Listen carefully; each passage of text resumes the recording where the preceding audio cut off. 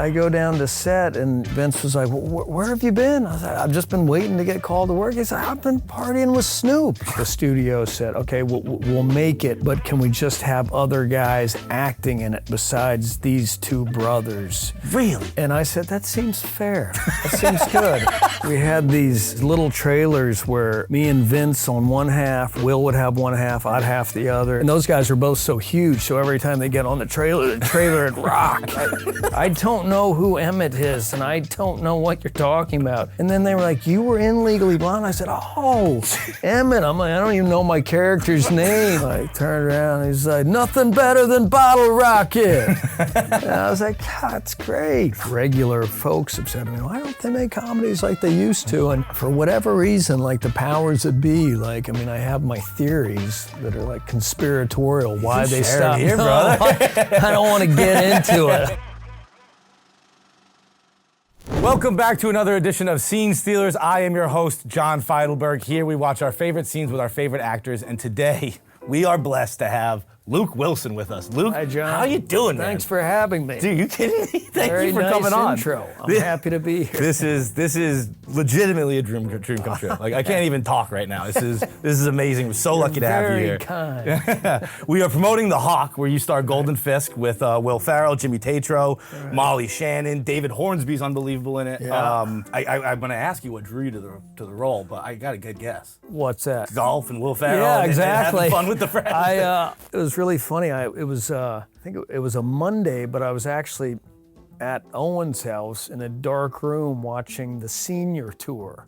For some reason, just kind of sitting there in the dark, and like got the phone call. It was one of those things where I sat up and I was like, really, Will? A golf show? Oh yeah, I'll do it. Watching the senior tour? Yeah, You're exactly. really I know. That is the thing about golf. That's what's so funny is like, love watching golf. We'll watch any golf. We'll watch those Shell wide world of golf. The only thing I couldn't get into was live.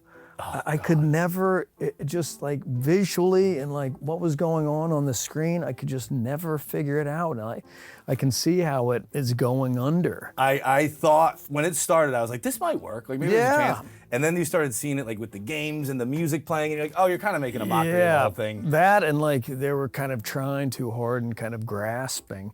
But yeah, definitely at the beginning you thought, okay, this is a split. Like this is like, you know, I don't know what you'd compare it to, but it was, it was pretty wild when it first started, and you could tell how nervous like the PGA was, and people like Rory, who, you know, they had out there fighting for the tour. And is that like that the popularity of golf, the rise of golf between, you know, Live, PGA, YouTube golfers, the internet invitational that we do here, was that part of the reason that kind of drew you and everyone to the project? Like just golf is so on the rise? I mean, I think, you know, definitely kind of goes back to Tiger, you know, in, I guess 97 when it started getting kind of more popular and everyone was talking about it and everybody knew Tiger, even if you didn't play golf. But I played tons of golf, and over the years, you know, people would say like, why is there no good golf movies? Because there was really only Caddyshack and Tin Cup and then Happy Gilmore, but that was it. And I always, you know, I had a few golf ideas, and, you know, you'd kind of mention them to people. They'd be like, well,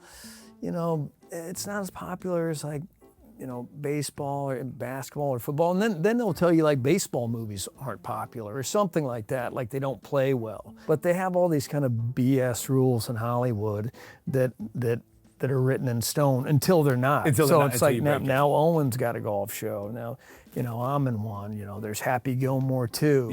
All of them unbelievable, by the way. There's Full Swing. You know, there's all this stuff. So I think, you know, I just think, and like what you were saying with like Instagram, like I'm on Instagram now, so I get all these like swing tips and I get all these golf stretches. Well, dude, I was gonna ask about that because you got a fucking great swing. Thanks, I appreciate it. I mean, I was watching, I was like, is that really Luke? Because that's a stroke right there. I'm older now, so I did a few times sometimes go back to the monitor and look at my swing. And I was just like, whoa. Okay, I at least got to make it look good, because you just got to remember that, like, doesn't matter where the ball goes.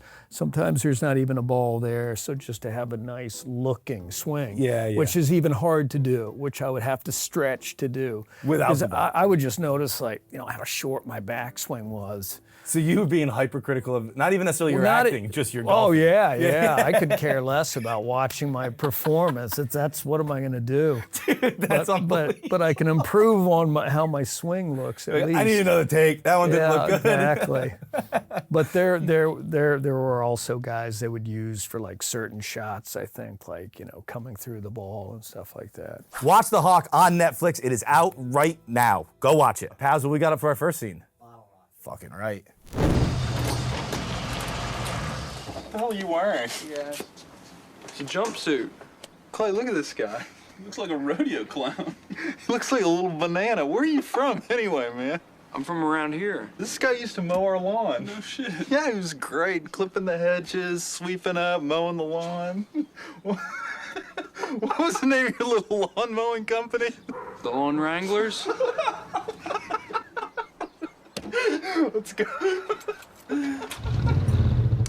Keep up the mowing, Kemosabe.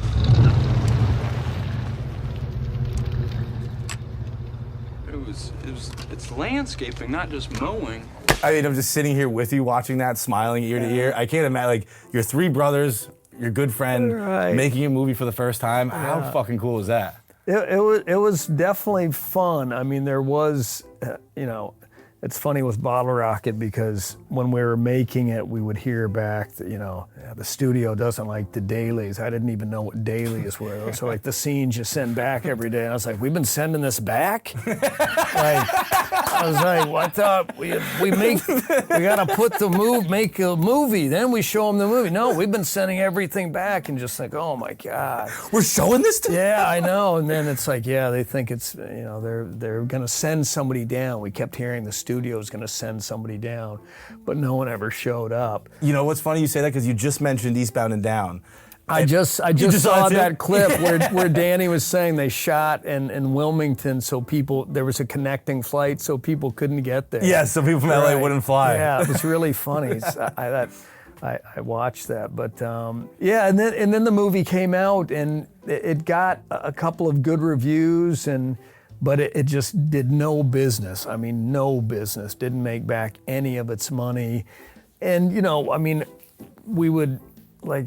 I remember Billy Bob Thornton got in touch with Owen and Wes Anderson, and we heard that Sean Penn really liked it. So we kind of hung on to stuff like that, but it was, it failed when it came out. And since, it's caught on with people and become kind of a cult film. Was that because of Scorsese? Didn't Scorsese say it was one of his best of the 90s, one of his favorites of the 90s? Yeah, he listed it as one of the 10 best of the 90s. I think it was kind of aside from that. I think just kind of it appealed to certain people, and then it was during the DVD era, so you could get the DVD and show it to friends.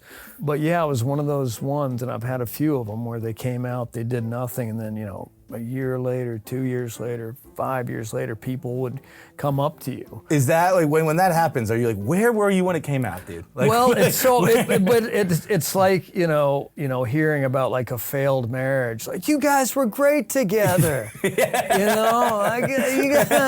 I know, but it didn't work. You should have told us that while we were together. Yeah, exactly. But I was just in Philly, and this guy, I was crossing the street, and this guy was like, "Yo, Luke." I turned around, and he's like, "Nothing better than Bottle Rocket." And I was like, "God, it's great." But was Scorsese? Did he called Wes Anderson the next Scorsese after this, right?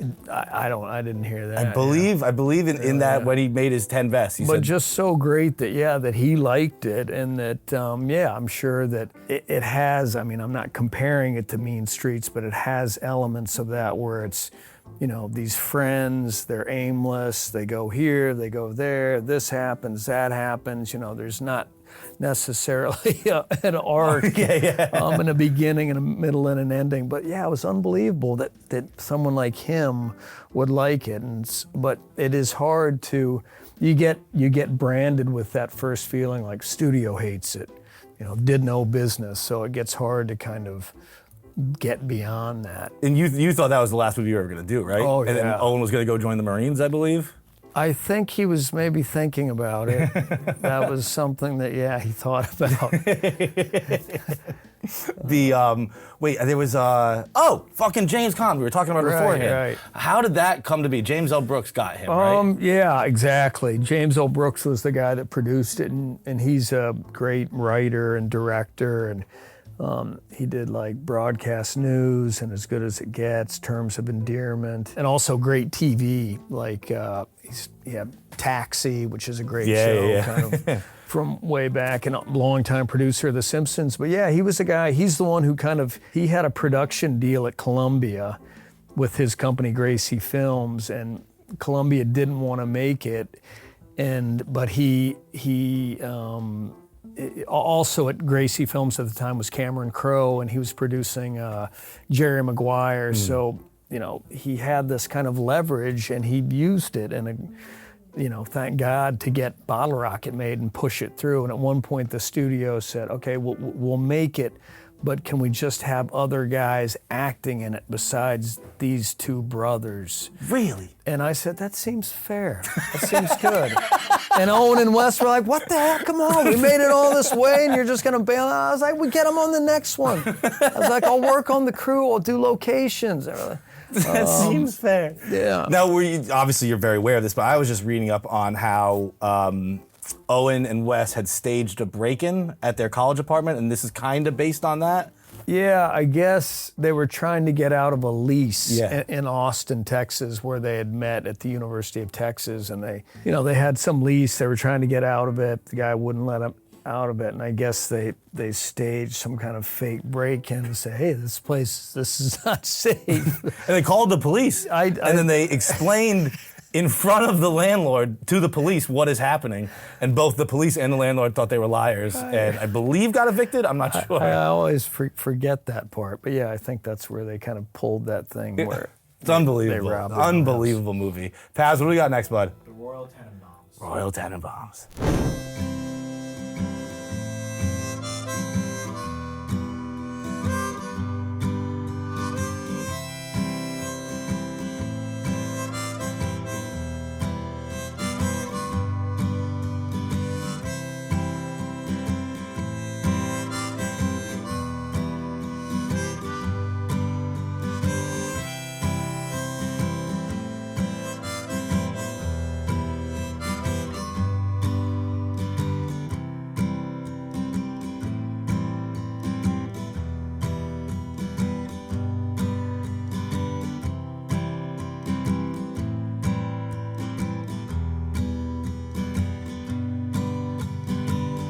As you said, bit of a tone change. Bit of a tone shift. What was that? So we just had, have you seen Obsession? Oh no, I've heard about it. But we just had Michael Johnson, who's the star of that, and there's a scene in it where he's kind of committing suicide. Oh. And I was talking with him about it. That's got to be really, really heavy. Like, to be looking in a mirror. Like, what was the vibe in that bathroom? Again, a movie with, great cameraman Bob Yeoman, who had also done Bottle Rocket and Rushmore. So it was a nice, intimate scene.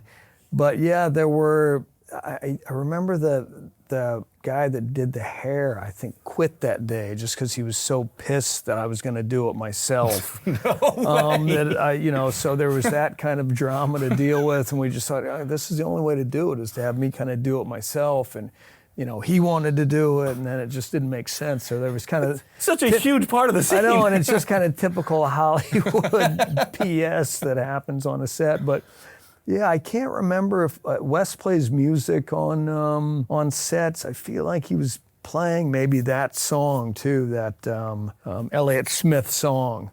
But yeah, it was just kind of an intimate scene to do. And yeah, I'd never done anything like that. Yeah. Richie is an unbelievable character based on Bjorn Borg, who was my dad, a big fan of Bjorn Borg. Yeah, me too. My dad was a big fan of anyone with a weird name. Benoit Hogue, his favorite hockey player is. He had, what was a Cardoza? He had all kinds of guys. Right. But Bjorn Borg was a big one. Did you do a lot of research on Bjorn for this, or was it more just tennis? I was a fan of his. Oh, you were already a fan? Yeah, and I don't, since then, those good documentaries have come out about him and McEnroe. And he was very young when he retired, and definitely he struggled with, depression, and I think he had a phase where he was kind of like partying too much and stuff like that.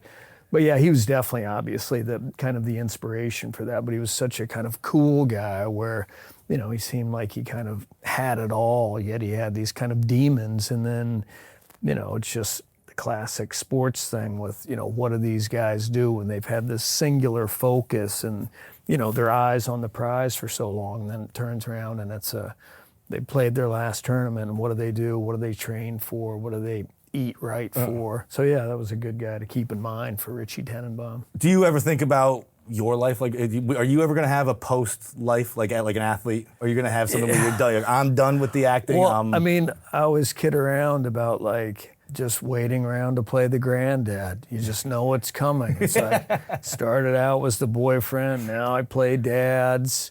I know the Granddad's coming, but that'll probably be the last stage. Your brother, Andrew, is also in this one because that's his knuckle, right? The BB. That's his knuckle, The BB's a true story about his knuckle? Yeah, we used to, I don't know what you did growing up, but we had BB gun wars in Dallas where we'd shoot at each other.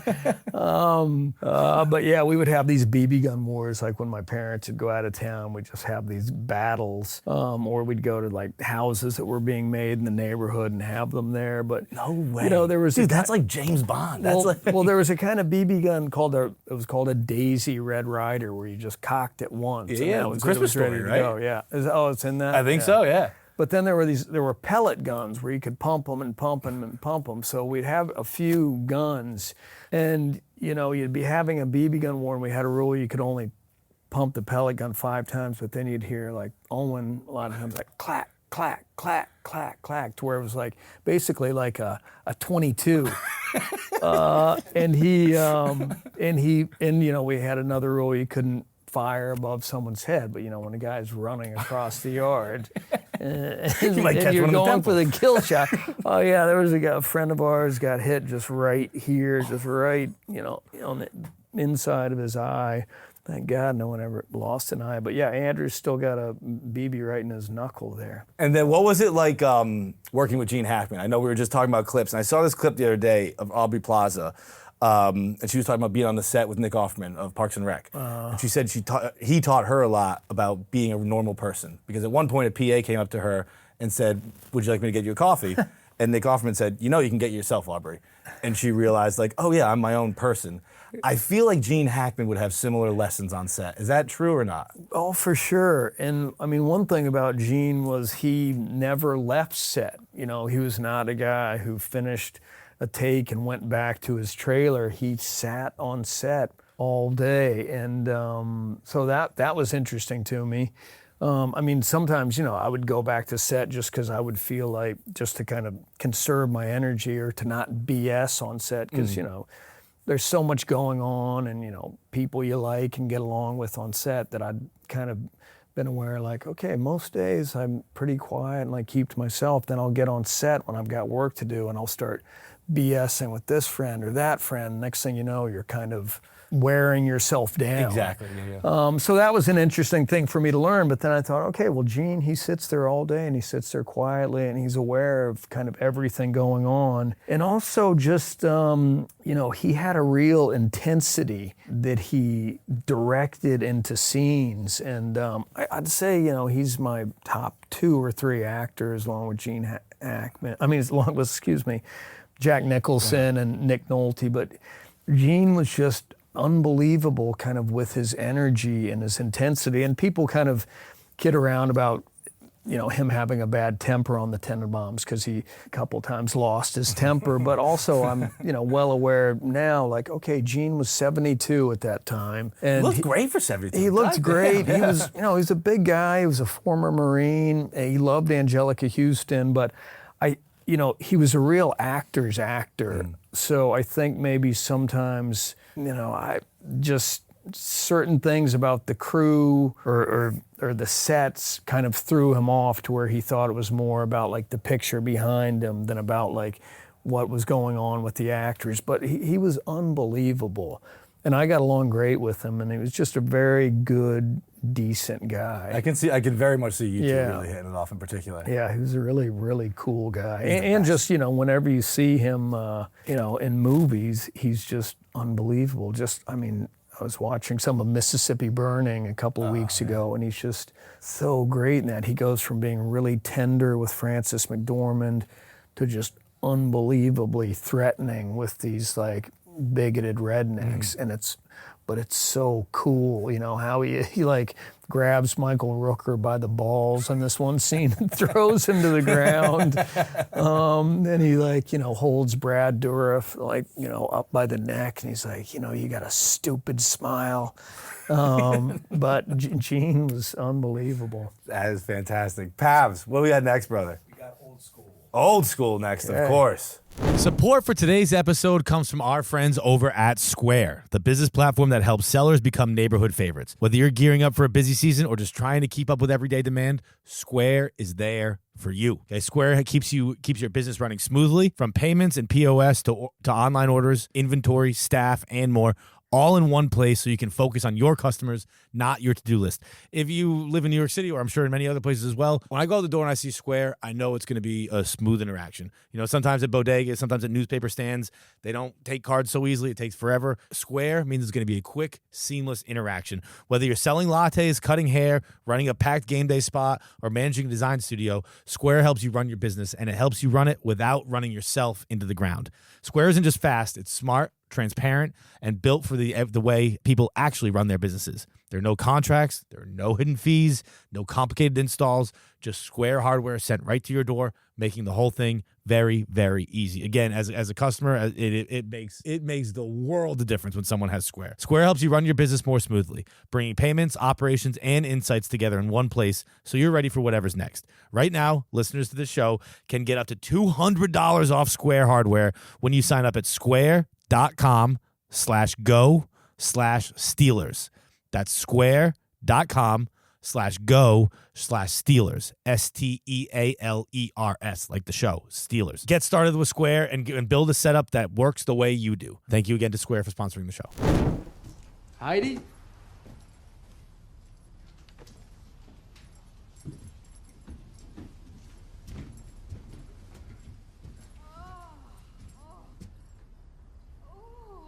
Heidi?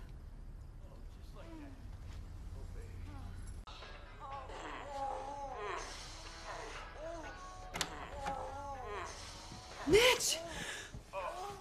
What are you doing home? You totally scared me. I scared you? Because for a second there I thought that, I don't even want to say it. Wow.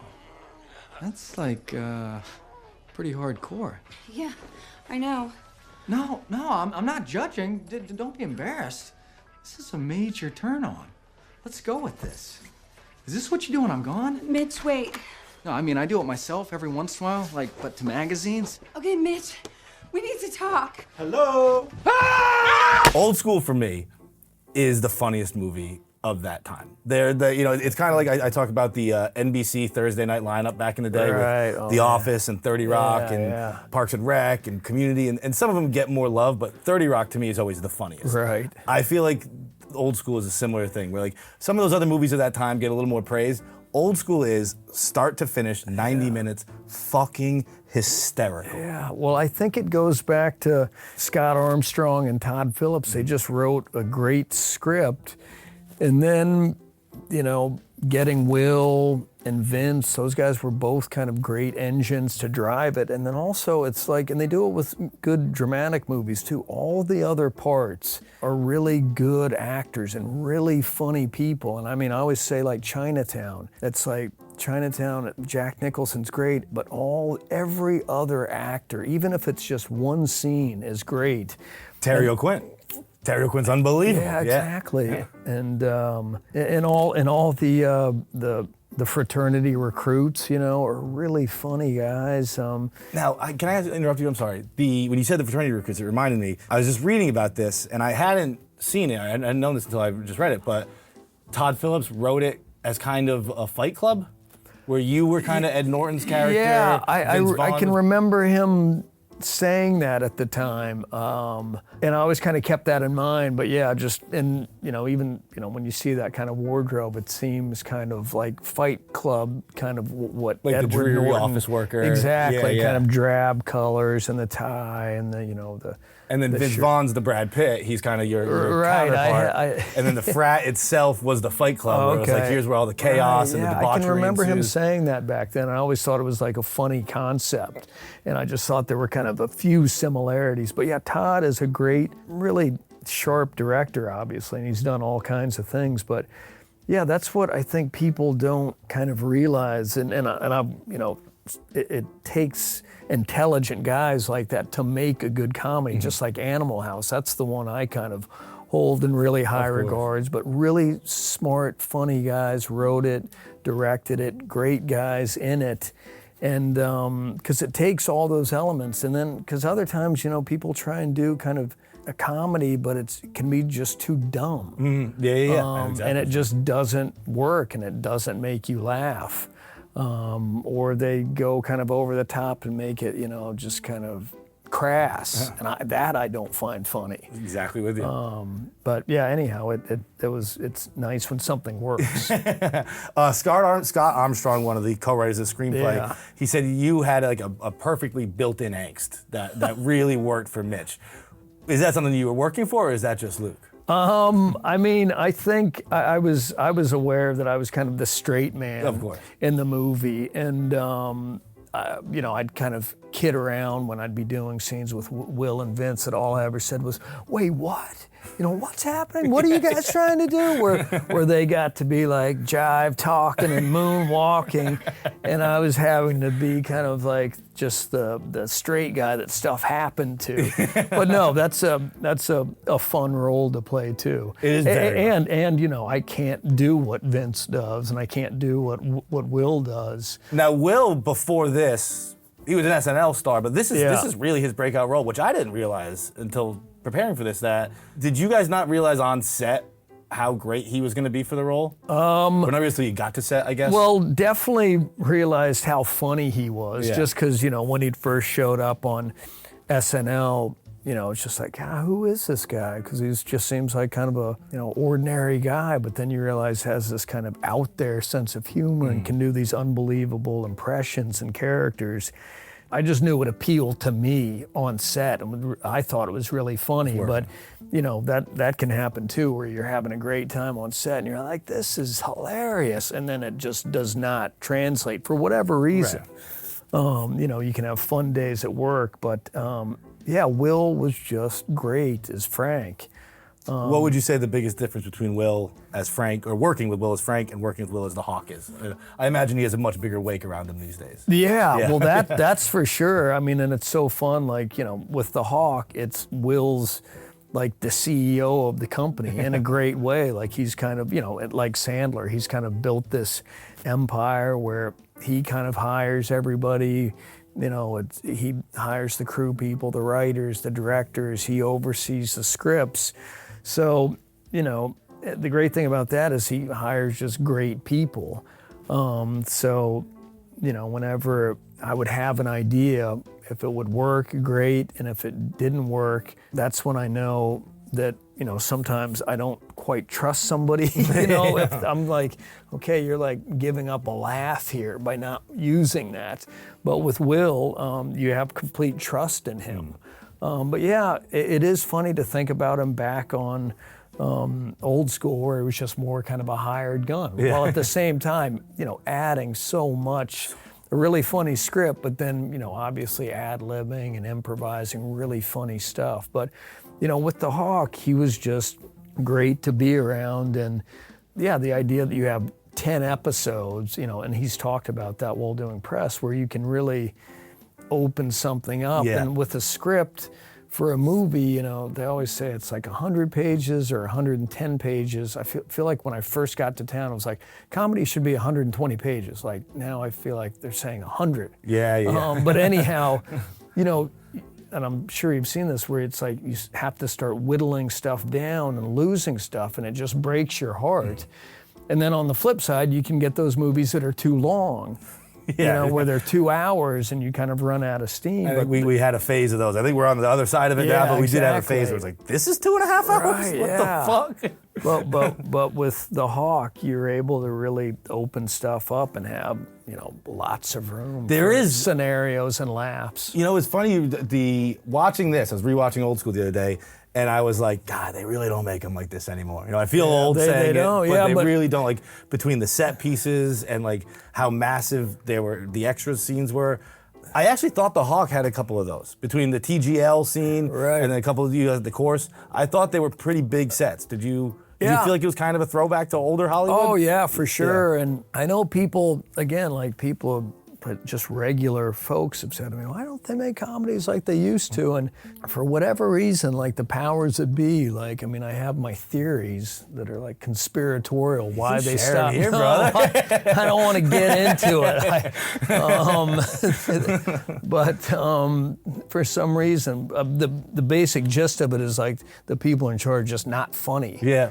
And like too careful and worried about feelings, so they just kind of like. I heard Megan McCarthy explain it once, where she was saying back in the day, you got to go into a studio, into a boardroom, and pitch yourself to suits, and maybe one of the people in there would believe in you.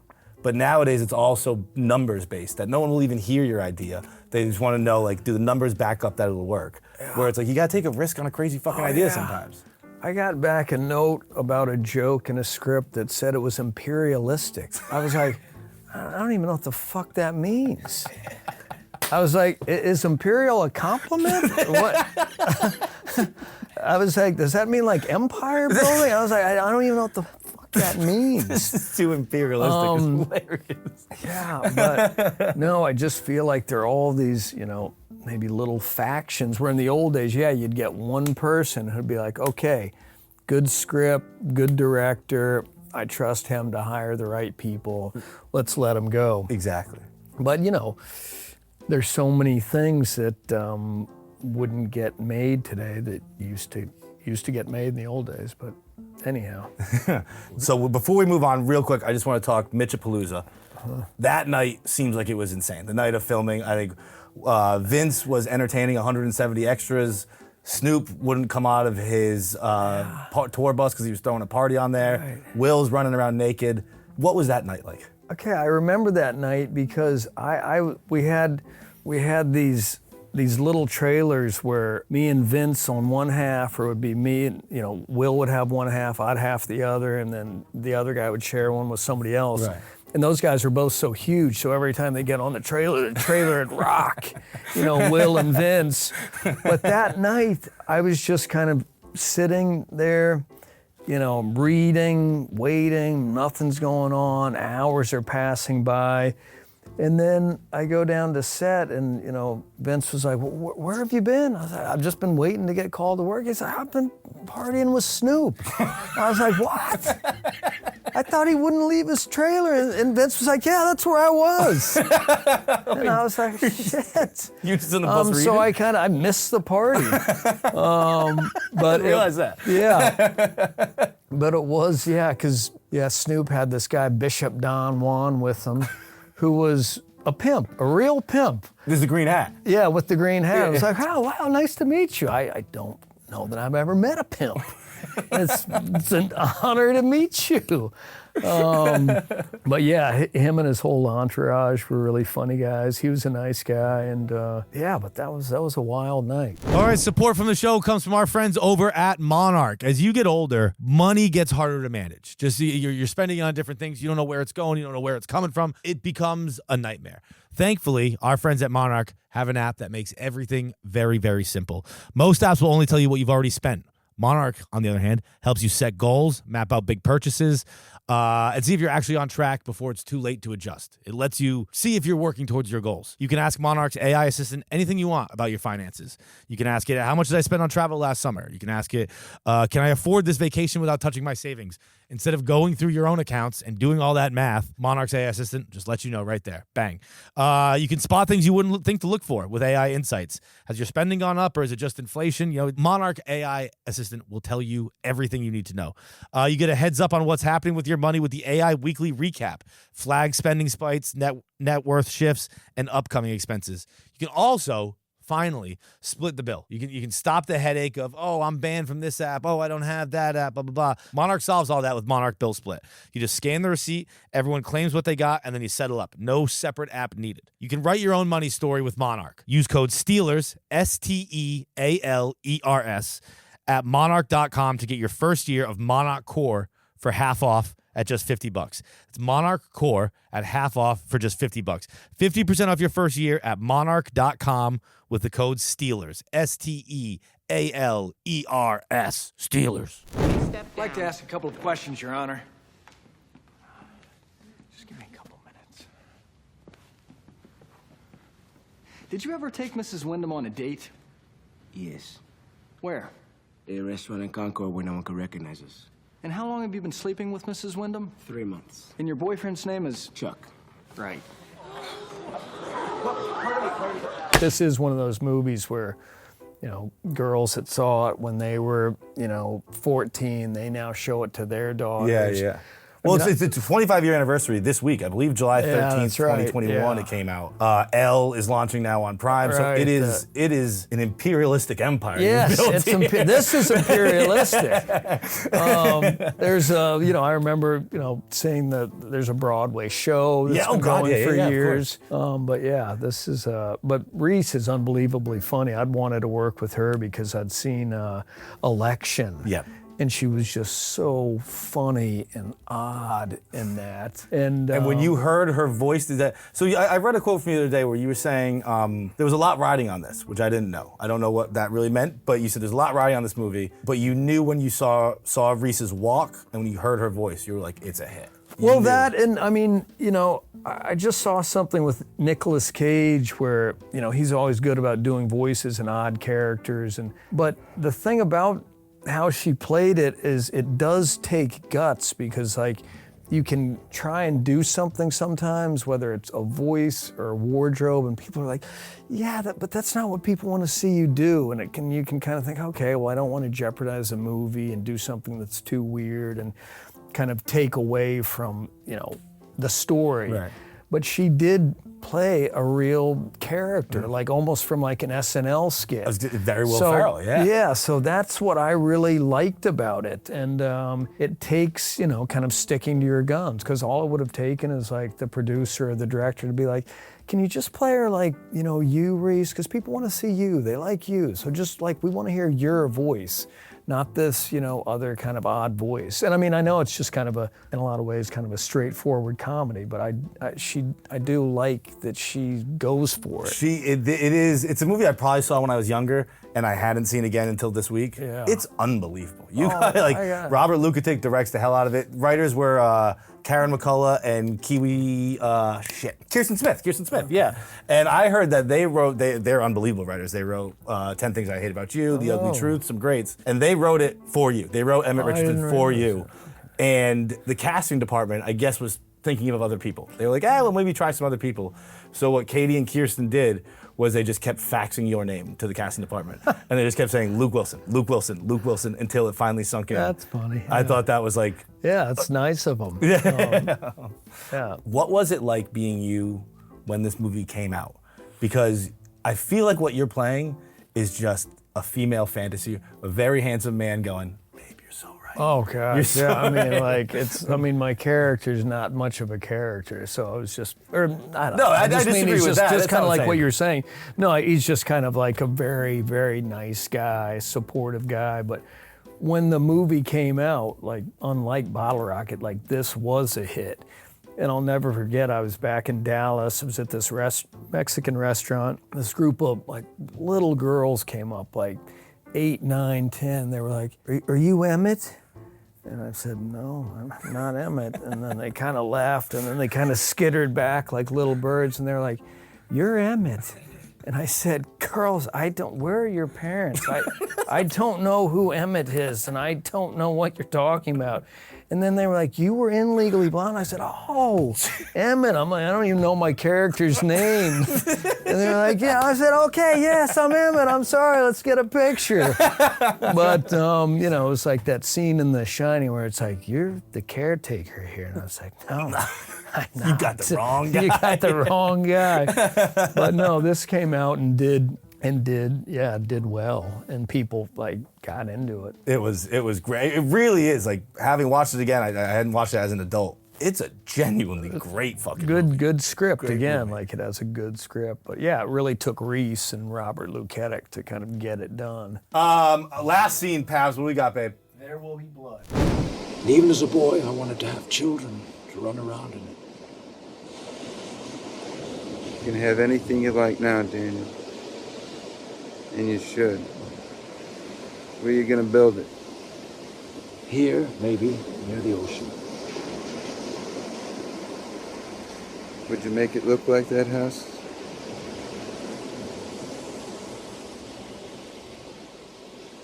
I think if I saw that house now, it'd make me sick.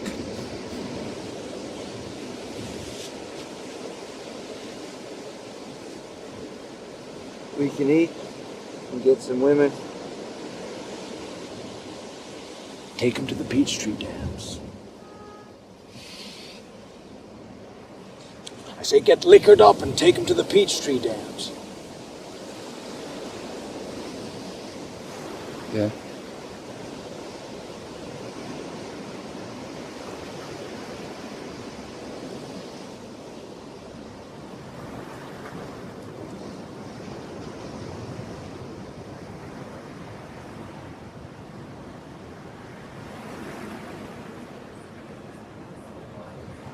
Okay, well, this I picked just because I had just seen this last week and had sent a message to my brothers about it, and we just started talking about how great it is. But of course, talking about Daniel Day-Lewis, it's like talking about Brando. Like, he is like the cliched, great actor of all time, but he really is unbelievable. And to me, this movie, for me, is the best movie of the last, 30 years, at least since I've been out in Hollywood, to where it is just like a novel. But this scene where, even the fact that like these guys both don't have shirts on and they seem kind of, what's the word? Not fragile, but something about them not, just sitting by the beach. And, he's got this whole thing about like, go to the Peachtree dance. Because he thinks that this other guy's his brother who has shown up, and then he realizes like the guy's been lying to him. And then Daniel Day-Lewis, to me, he's like an animal in this. He's so kind of just the way he looks. And it's not just this scene, it's, It's every scene. 50 other scenes in there. Even just the way he says, I'm finished. It's like he's done. And then I was just reading about where, and I didn't know this till a few weeks ago, that the inspiration for how he talks and the voice comes from John Huston. Oh, really? Yeah, Angelica Houston's father, and he plays Noah Cross in Chinatown. But I've always liked watching John Huston interviews just because he's such a kind of cool, interesting guy. But yeah, this is a great scene. The way we have a lot of actors have come on the show. A lot of actors choose a Daniel Day-Lewis scene. Oh, really? It is not all different Right. scenes all the time. It's just so clear to me that he is the Tom Brady, I guess. The way other actors and other people talk about him. And like in that text group with your brothers, like, what do you guys say about Daniel Day-Lewis? Is we he were a just demigod? talking about how incredible he is in it. But yeah, like we were talking earlier, I was on the way here and I started thinking about James Caan in the movie Thief. And there's a scene where he goes to try and adopt a child with Tuesday Weld. And it's an incredible scene. So I didn't mean to, that's what I mean about like picking him. It's like picking Brando. It's almost the obvious choice because there are these. But when there's an obvious choice, you got to make it. Yeah, you know what I mean? And I had just seen the scene, so it was kind of fresh in my mind. We were actually talking when we got your scenes the other day, and we were like, we're all watching There Will Be Blood again tonight. Yeah. It's so like you hear it brought up, and you're like, we got to do it again. Yeah, well, whenever it's whenever it's on TV, just always watch it. And then that, the weird scene in the kind of restaurant where, it puts the napkin over his head. You just think, God, what is going on? And like you're really seeing a kind of crazy guy, but he's believable as like an empire builder. Yeah, he's a master. He's a master. Yeah. Go watch There Will Be Blood if you haven't seen it. But first, go watch The Hawk. It is on Netflix right now. Go watch it. Luke, thank you so much for your time. This has been great. Dude, Thanks very much. Yeah.